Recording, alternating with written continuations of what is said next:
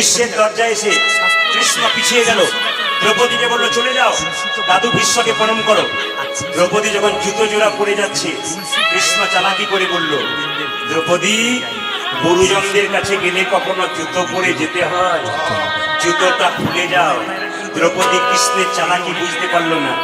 দ্রৌপদী কৃষ্ণ মনে মনে ভাবলো, দ্রৌপদী, তোমার জুতো জোড়া বুকে ধরে একবার দেখবো। ভক্ত তোমার চরণ ধুলি নিয়ে বারবার কাঁদে, ভক্তের চরণ ধুলিতে কত আনন্দ আছে, আমি একবার বুকে ধরে কাঁদবো।